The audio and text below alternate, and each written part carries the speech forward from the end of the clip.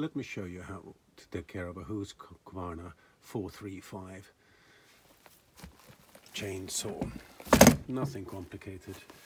It has two tanks. There's one tank here, which is for the chain oil, and there's another tank here, which is for petrol. And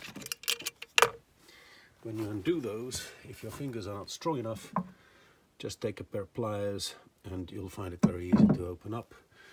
As you can see, both these are rather empty right now, so we'll nip in here to see what we have. In principle, people always say that you should have the best imaginable chain oil, very expensive chain oil, to keep the chain happy.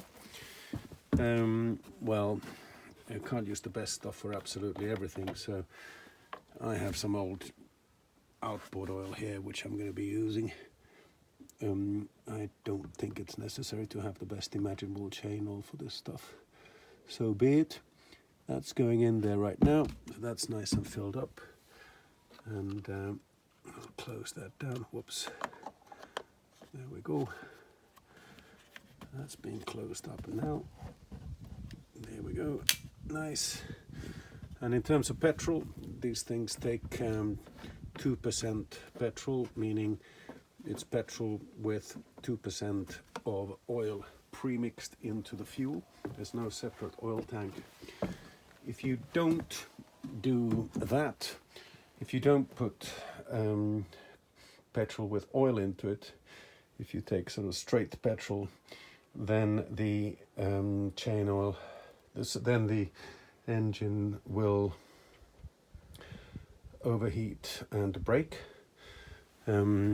Here's an example of a pre-mixed thing. They're available from any good petrol station. And so I'll see if I can just pull some of this stuff down here. And let's see if we can make this thing happy. There we go. Nice. Petrol in there. I managed to not spill this time. I very often spill. Please don't smoke while you put the petrol in, because it kind of pops rather aggressively. So there's a drop left in this one, so I'll leave it here. So I've got that one, and that one with that type of petrol. And that's that. Great, so I can close this up.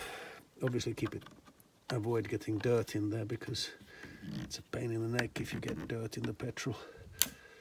Right, okay, next thing is to start this with any of these engines. It's always true that when the engine's totally cold, it needs a little bit of choke. On this one, what you do is you pull out that thing, pull it up, and when you then hit the accelerator down here, that will pop back out. So it'll get choke until you press the accelerator. All right, let's see if we can start this thing.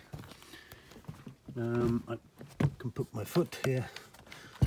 Oh, a bit difficult with given that I'm holding on to this camera thing here.